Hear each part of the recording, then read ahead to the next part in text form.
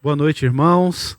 É uma alegria estar aqui falando com vocês. Só é estranho que a gente fala boa noite e fica esperando a resposta, a igreja está vazia, né? Mas vai passar, né? Esse tempo vai passar, se Deus quiser. Em breve as coisas voltam ao normal e a gente vai estar junto de novo, se Deus quiser. Eu trouxe aqui um tema, construindo pontes e não muros, né? Que tema mais esquisito. A gente precisa de muro também, né? Qual o problema de construir muro? Agora não pode construir muro mais? Pode, claro que pode, né? Neemias construiu lá os muros da cidade de Jerusalém. Eu mesmo, quando era pequeno, ajudei meu pai a levantar um muro da nossa casinha lá. Mas, na verdade, isso é uma metáfora de uma história que eu queria contar para vocês. É bem conhecida, talvez até a maioria já deve ter ouvido, que diz o seguinte: dois irmãos tinham uma fazenda, uma do lado da outra, e eles brigaram. Eles nem lembravam por que eles brigaram. Eles se desentenderam. E essas duas fazendas, elas eram separadas por um rio. E aí eles pararam de se falar, e não se falavam, não se olhavam mais. Foi passando o tempo, eles esqueceram o motivo da briga, só sabia que um odiava o outro. Certa vez, passou um carpinteiro em uma das fazendas e falou com o proprietário: olha, você não tem trabalho aí para mim? Ele falou: tenho sim, eu vou te dar madeira e eu quero que você construa um muro entre a minha fazenda e a fazenda do meu irmão. Eu sou brigado com o meu irmão, eu odeio meu irmão, e eu não quero uma cerca, eu quero um muro, porque eu não quero nem ver o meu irmão lá do outro lado. Então você pega a madeira que você precisar, pode pegar e construir esse muro. E o carpinteiro, tudo bem. E aí um dia o proprietário da fazenda foi dar uma olhada para ver como estava o trabalho, e ele olhou e não tinha muro algum. E aí ele chama o carpinteiro, bravo, furioso, fala: cadê o muro que eu mandei você construir? E aí ele fala: olha, ao invés de fazer um muro, eu fiz uma ponte. Eu peguei a madeira que você me deu e construí uma ponte aqui. E aquele homem, quando ele ia se explodir de ira, ele olhou do outro lado da ponte, estava o irmão dele. E aí eles se olharam e atravessaram. Ele atravessou a ponte, encontrou o irmão dele lá do outro lado, deu um abraço. Um pediu perdão para o outro, eles nem sabiam mais por que estavam brigados. Só sabiam que queria acabar com aquilo e se perdoaram. Então aqui a metáfora é que a ponte, ela conecta, a função da ponte é ligar. E a função do muro é proteger, mas ele separa, o muro ele é barreira. E aí o que a gente vai falar hoje, é uma palavra que eu até já levei no meu PG, é que nós, como seguidores de Jesus, temos que imitá-lo, e ele era um construidor de pontes. Jesus fazia conexões com as pessoas, ele se ligava com as pessoas. Nós vamos falar de um texto hoje sobre isso, mas antes eu queria trazer aqui para vocês 2 livros. Eles não são cristãos, mas eu queria trazer um detalhe desses 2 livros. O primeiro, ele chama O Príncipe. O autor é Maquiavel, Nicolau Maquiavel. Esse livro é quase da idade do Brasil. Ele foi escrito em 1513, é bem antigo, né? E o que acontece? O príncipe, todo mundo mandava presente para o príncipe, né, que era o rei lá da Itália. O Maquiavel não tinha dinheiro, então o que ele fez? Escreveu um livro e colocou conselhos para o príncipe. Conselhos de administração, de liderança. Muitas pessoas vão fazer uma vinculação do Maquiavel a coisas más. Então, quando tem um plano, fala que aquele plano é maquiavélico, que é do mal, e não necessariamente. Maquiavel, ele não era mau, mas ele era duro, ele era objetivo. O príncipe precisava governar, e ele faria o que fosse preciso para se manter no poder. E o objetivo final do Maquiavel era que o povo tivesse paz, que tivesse estabilidade. Mas se fosse preciso, o rei deveria usar a força. Pois bem, no capítulo 17, Maquiavel ele vai trazer a seguinte questão: o que é melhor? O líder ser amado ou ser temido? Ele vai dizer que o bom é que seja os dois, que ele seja tanto amado como temido. Mas se ele tiver que escolher, que ele escolha o medo e não o amor. Por quê? Porque o amor, do ponto de vista de sentimento, o amor, né, como sentimento, ele é instável. Uma hora você gosta da pessoa, mas aí ele faz alguma coisa com você, aí você já não gosta tanto assim. O amor, ele é mais volúvel, já o medo não. Se você tem medo de alguém, mesmo que aquela pessoa venha com toda a simpatia com você, e te dê um abraço, e te dê um presente, você vai ficar desconfiado, porque você tem medo daquela pessoa. Maquiavel vai dizer, então, para que você possa governar, é mais importante que as pessoas tenham medo de você do que elas amem você. Essa ideia parece estranha, mas ela é muito presente nos dias de hoje. Quantas vezes a gente prefere que o filho tenha medo, ao invés de que ele nos ame. Um exemplo claro, a gente está vivendo agora, a pandemia. Um grupo está querendo nos colocar medo da doença, e aí fazem campanhas, mostram pessoas morrendo, cadáveres caindo no meio da rua, os hospitais lotados, aquela cova, o cemitério abrindo uma cova com um trator. O que isso é? Para botar medo, para que a gente fique em casa, para que a gente fique em isolamento social. Existe um outro grupo que fala o contrário. A gente tem que ter medo da crise, da economia, o país vai quebrar, vai ficar todo mundo desempregado, vai ter saque nos supermercados. Medo, para que a gente saia para trabalhar. Um exemplo claro é, por exemplo, a máscara. O uso da máscara, ela deveria ser um ato de amor. Por quê? Porque eu uso a máscara para que eu não contamine ninguém, caso eu esteja infectado. Então eu uso a máscara pensando na pessoa do meu lado. Mas 99,9% das pessoas usam a máscara com medo de se contaminar. Então, o que isso faz, irmãos? O medo causa um estresse. A gente está vivendo uma fase, uma sociedade com medo. As crianças, de repente, agora não podem mais ir para a escola, estão dentro de casa, estão estressadas. Agora a família tem que conviver ali 24 horas com medo de sair, às vezes tem que sair. E aquele profissional que tem que sair? Como que ele sai? Ele sai com medo. Quando ele volta com medo. Esse medo gera um estresse. Eu queria que a gente pensasse nisso. E o segundo livro é um livro de Marshall Rosenberg que chama Comunicação Não Violenta. Ele fala das formas que as pessoas se falam. E aí, o Marshall Rosenberg ele vai dizer o seguinte: toda grosseria é um pedido de socorro. Se a gente conseguisse enxergar por trás de uma grosseria, essa sociedade que está com medo, que está estressada, que está cansada, ela está se machucando. Muitas vezes nós acabamos entrando em atrito dentro de casa, maltratando, falando palavras que a gente não devia falar, machucando as pessoas. Isso é fruto desse medo todo que eu acabei de dizer e desse estresse que nós estamos vivendo.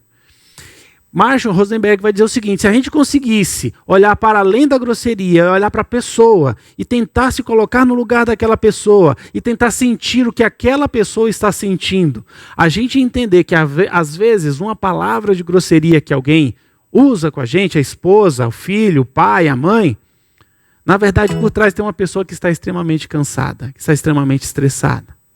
E a gente ia enxergar aquela palavra como um pedido de socorro. Vamos entrar então, vamos falar daquele que era o construidor de pontes por excelência, né? Vamos falar do nosso grande engenheiro, que era o nosso Senhor Jesus Cristo. E eu quero trazer aqui um texto da Bíblia que é bem conhecido e que vai demonstrar um pouco desta habilidade que Jesus tinha em se conectar com as pessoas, que está lá no Evangelho de João, no capítulo 4. Eu não vou fazer aqui a explanação completa, a gente nem tem tempo para isso, dessa história. Recomendo que você leia, está lá, o capítulo 4 de João, pode ler inteiro. Eu vou pegar alguns pontos dessa história e a gente vai aqui fazer algumas análises do que aconteceu naquela tarde. Essa história, ela não é uma história por acaso. João, ele não colocou isso no meio do livro dele por acaso. Tinha um objetivo, ele queria falar alguma coisa com essa história. Então, no verso 4 lá de João, capítulo 4, diz assim, Jesus estava na Judéia, queria ir para Galileia. Se você olha no mapa, o caminho mais curto de fazer esse trajeto passava por meio de Samaria. E aí, o verso 4 vai dizer assim, era-lhe necessário passar por Samaria. Apesar da gente ter essa questão da geografia, do seu caminho mais curto, eu sempre fico pensando que nada que Jesus fazia era por acaso. Então esse era necessário pode também ser assim, porque era necessário que Jesus encontrasse aquela mulher aquele dia, naquele poço. Pois bem, assim que chegou a uma cidade de Samaria chamada Sicar, perto das terras que Jacó dera a seu filho, havia ali o poço de Jacó. Jesus, cansado da viagem, sentou-se à beira do poço. Isso se deu por volta do meio-dia. Grave isso aí, daqui a pouco a gente volta nessa questão. Isso era meio-dia, Jesus caminhando o dia inteiro. A região de Israel é uma região desértica, é quente, faz calor. A meio-dia, Jesus senta naquele poço para descansar enquanto os discípulos foram comprar comida. Nisso veio uma mulher samaritana tirar água. Disse-lhe Jesus: dê-me um pouco de água. Como eu disse no verso 8, os discípulos tinham ido à cidade comprar comida. Veja como Jesus era simples, né? Ele tinha uma necessidade, ele estava com sede, ele pediu água. Sabe que muitas vezes os conflitos surgem porque a gente tem uma necessidade e não fala. Não fala de maneira clara, assim, olha, eu gostaria que fosse feito assim. Eu estou cansado, eu estou com sono.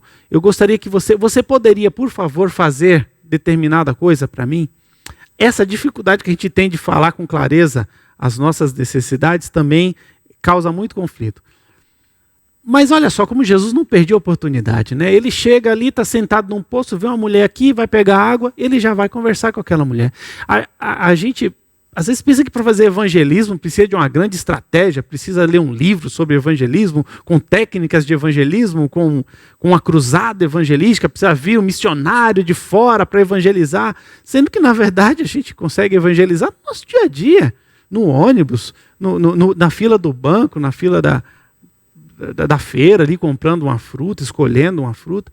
Jesus, ele pegava situações ali do dia a dia e já encontrou com aquela mulher e começou a fazer uma ponte com ela. Se conectou com essa mulher. Agora observem o que essa mulher fala no verso 9. Jesus só pediu um copo d'água. E a gente tem até hoje essa coisa de não se nega um copo d'água para ninguém, né? Aqui em São Paulo isso não é muito normal, mas eu sou lá de Minas, na minha cidade, vou falar dela daqui a pouco, é muito quente. É normal as pessoas baterem na porta lá no meio do dia. Ô moço, me dá um copo d'água? Normal. Olha o que essa mulher responde para Jesus. A mulher samaritana lhe perguntou: como o Senhor, sendo judeu, pede a mim, uma samaritana, água para beber? Pois os judeus não se dão bem com os samaritanos. Nós estamos vivendo a era da grosseria. É, assim, extremamente mal educada. Ela foi extremamente grossa com Jesus e ela vai ser ainda algumas outras vezes grossa com Jesus. E como eu falei anteriormente, infelizmente, nesses dias que nós estamos vivendo, a gente acaba sendo grosso demais uns com os outros. O que a gente tem que fazer uma reflexão é que será que eu não posso aguentar essa grosseria, mesmo que eu tenha de repente o direito de responder na mesma moeda? Eu fui ofendido e a pessoa não devia ter falado comigo daquela forma, e aí a gente se vê no direito, na razão, de ir lá e devolver a pancada na mesma medida. E a palavra de Deus diz assim, que a palavra branda desvia o furor, mas a palavra dura suscita a ira. Mas isso não é um mandamento. Não é porque a palavra veio dura que eu preciso devolver com ira. A gente pode fazer diferente disso, porque a gente tem que entender que está todo mundo muito nervoso. Está difícil para todo mundo. Nós estamos juntos nessa. A desunião, o conflito não vai melhorar a situação. Não vai aliviar a nossa carga. Se você tem que ficar em casa, com a tua esposa, com teus filhos, ficar brigado, não vai aliviar. Fazer o muro não vai resolver. E essa mulher já se afastou e o preconceito estava todo nela. Ela falou, olha, você é homem, você veio falar comigo que sou uma mulher, e traz a questão aí que os judeus e os samaritanos não se davam bem.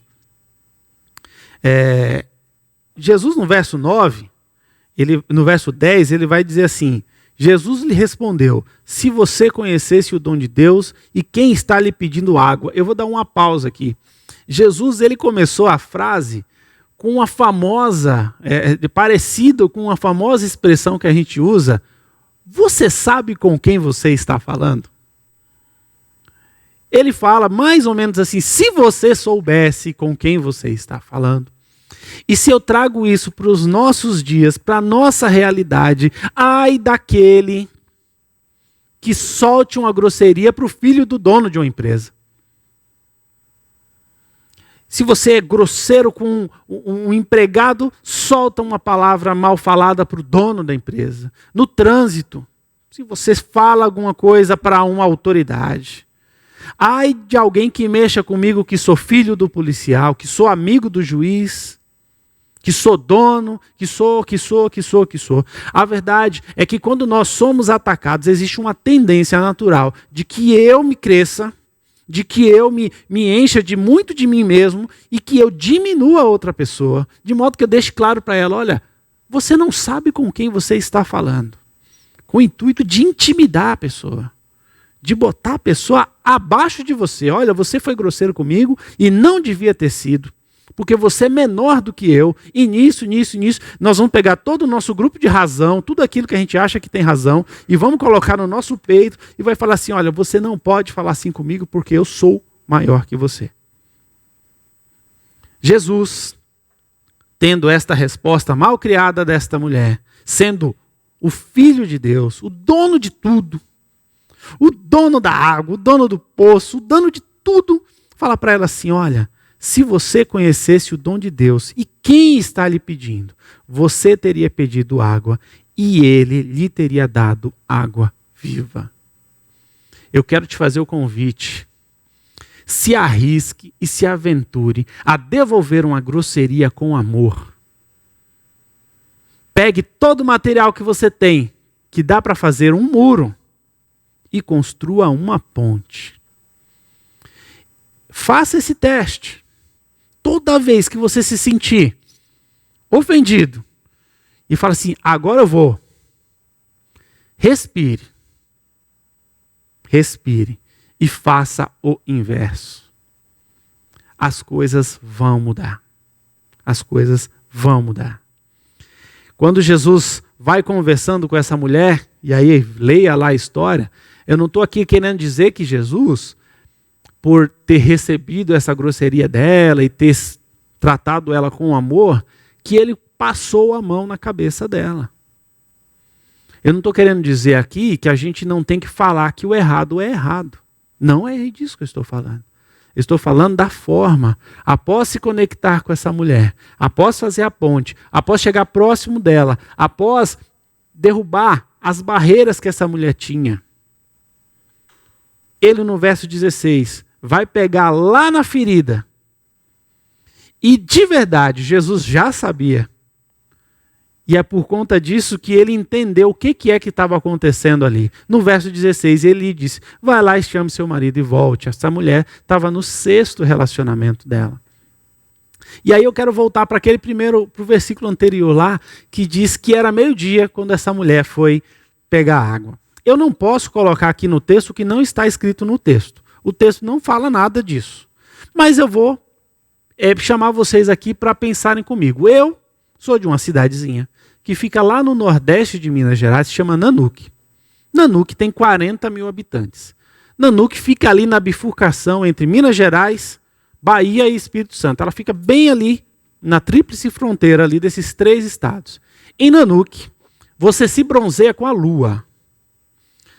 A lua te queima de tão quente que é lá. O sol é muito quente. Nanuque passava um rio, passa ainda, chama Rio Mucuri. Quando eu era criança, o Rio Mucuri, quando chovia muito, ele transbordava e aí a cidade ficava sem água. Né? Incoerente isso, né? Mas quando enchia o rio de água, a cidade ficava sem água, eles cortavam ali o serviço de abastecimento de água. A verdade é que, vez ou outra, eu tinha que ir com a minha mãe buscar água no rio, água para a gente...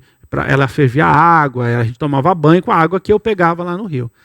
Mas nem, assim, nunca aconteceu, nunca imaginei de eu ir pegar água nesse rio meio-dia. Porque meio-dia é quente demais. Não dá para pegar água, carregar água, meio-dia. Pegava água 5 horas da tarde. Quando a gente ia pegar água no final da tarde, estava cheio de gente ali na beira do rio.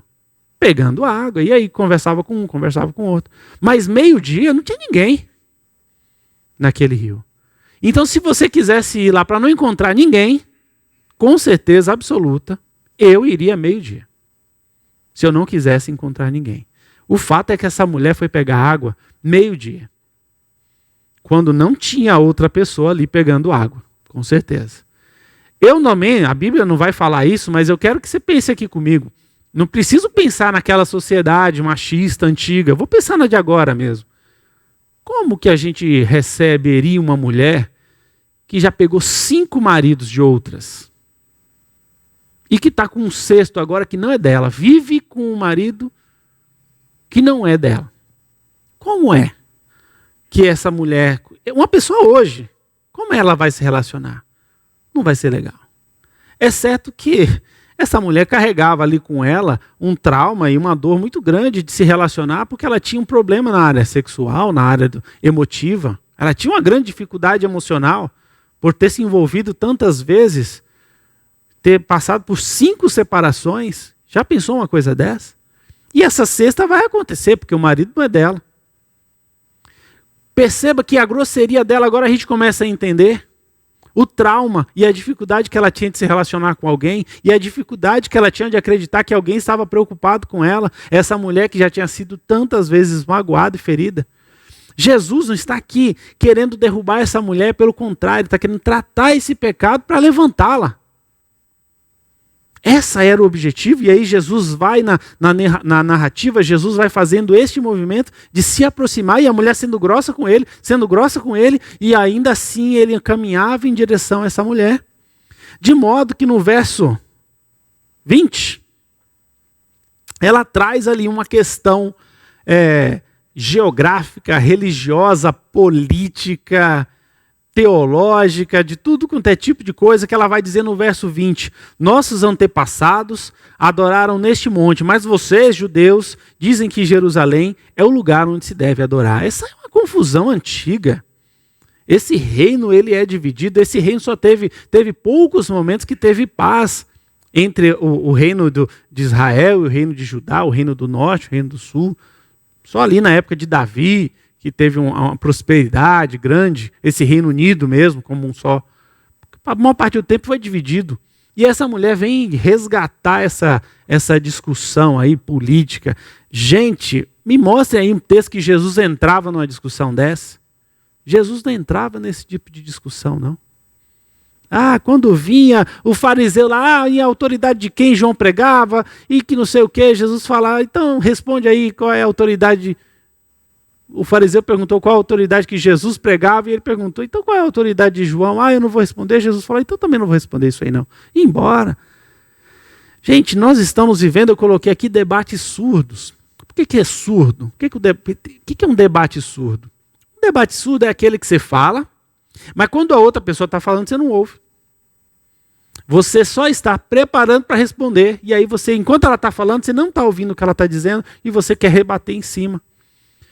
E a gente está vivendo um país dividido, tudo, qualquer coisa, tem um lado e tem outro, tem lado e tem outro. Isso às vezes está entrando dentro da igreja. Eu vejo programas, eu particularmente não gosto. Coloca ali programas evangélicos, cristãos, coloca ali 2 pastores, pega lá um tema que a Bíblia às vezes nem foi clara, que a Bíblia nem definiu, que você vai discutir aquilo ali, Paulo vai chamar isso de uma questão louca e interminável, porque a Bíblia não definiu. Não falou. Pega 2 pastores, 2 homens de Deus, coloca um de um lado, um de outro, fica ali 1 hora e meia, os dois, e um bate para lá, outro bate para cá, parece um jogo de tênis, e acaba o programa, não chegou em conclusão alguma. Mas eu fico pensando, como que você pode pegar ali uma oportunidade, uma audiência? Jesus não perdia uma oportunidade. Como é que você pega a tua melhor audiência, a tua melhor oportunidade de falar e vai desperdiçar com aquilo que nos separa? Por que a gente não gasta energia com aquilo que nos une? Eu vejo pessoas que têm ali uma certa influência, uma certa proeminência, por exemplo, nas redes sociais, no Facebook. Usa isso para juntar. Usa essa oportunidade, porque Jesus não perdia tempo nem para tomar um copo d'água.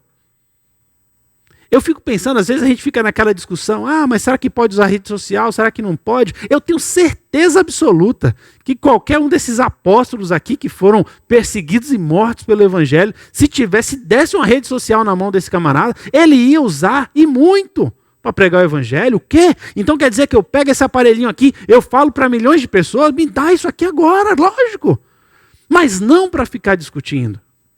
questões loucas e intermináveis. Se o fulano é isso, fulano... gente, nós não temos que nos matar para defender homem nenhum nessa terra. Nenhum, essa não é a nossa missão. O apóstolo Paulo falou, a gente não tem que se embaraçar com as coisas dessa terra. Nossa missão é pregar o evangelho, falar daquilo que importa. Palavra torpe que a Bíblia fala não é só palavrão, é a palavra que não faz diferença nenhuma na vida de ninguém. Eu pego ali a minha rede social só para colocar uma questão, para dividir o povo em 2, em 3 e começar a brigar. Esse é um ano de eleição. Ano de eleição parece que é uma guerra.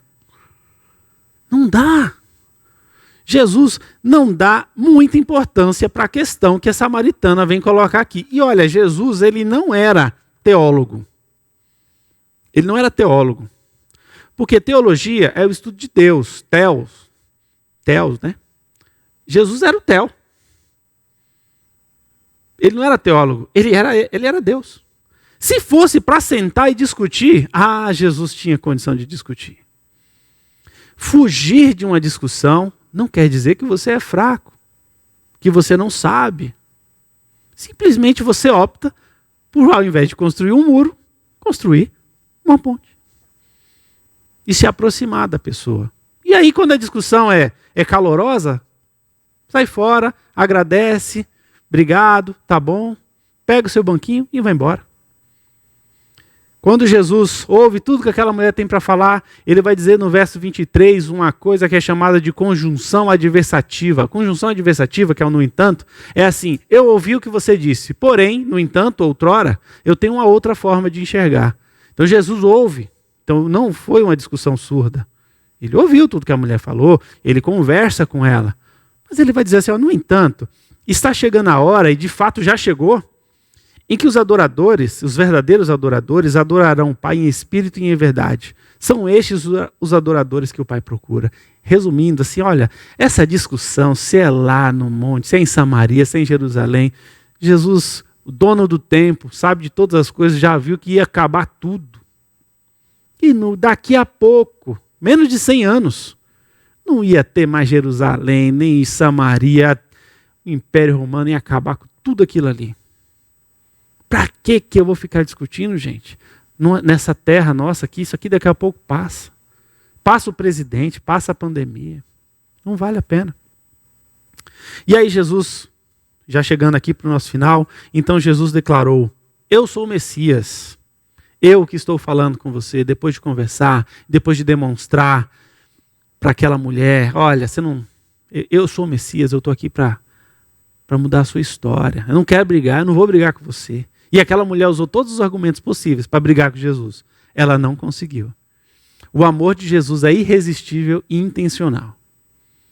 Ele decidiu te amar, independente da sua rebeldia, da sua grosseria, ele decidiu te amar. E ele falou para ela assim, não adianta você ficar falando esse monte de coisa para mim, porque eu sou o Messias, eu que estou falando com você, eu estou falando com você. Ninguém falava com aquela mulher. E Jesus falou assim, eu sou o Messias e eu estou falando com você. No verso 28 vai dizer assim, então deixando seu cântaro, a mulher voltou à cidade e disse ao povo. Só antes de ir para o verso 29, é engraçado que ele sempre destaca que a pessoa deixa alguma coisa, já percebeu? Isso não é à toa, né? Não vou querer criar uma teoria aqui, nenhuma teologia de que era o cântaro. Mas é um negócio assim, a pessoa esquece mesmo de tudo que está ali, né? É como se a gente deixasse o celular, se a gente deixasse a casa, o carro, a gente nem lembrava mais da água que a mulher foi. Ela nem lembrava mais que ia pegar água naquele poço. Ela deixou o poço, o cego lá de Jericó também disse que ele deixou a capa e saiu correndo. Então assim, aquela coisa de a pessoa não pensa em mais nada. Mulher que não falava com ninguém, né? Olha lá, ia no poço sozinha, meio-dia, para não encontrar ninguém. O texto vai dizer que ela, deixando o cântaro, a mulher voltou à cidade e disse ao povo, olha, agora ela está aí falando em público. Uma mulher que não falava nem com uma pessoa, agora fala para um monte de pessoa. Você já viu, se você quer saber qual foi a formação missionária mais rápida da Bíblia, foi essa aqui. Jesus, olha só quanto tempo ele levou para formar essa missionária. E ela disse para o povo inteiro, venham ver um homem que me disse tudo o que tenho feito. Será que ele não é o Cristo? Então saíram da cidade e foram para onde ele estava. Esta mulher agora está liberta.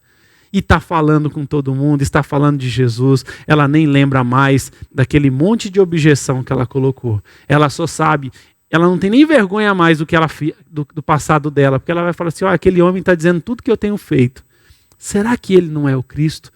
E aí passou credibilidade para o povo. Aquela mulher impactou a sociedade dela, de modo que aquelas pessoas foram para onde Jesus estava. Gente, para encerrar, vamos fazer a mesma coisa que ela. Vamos deixar de lado aquilo que nos separa.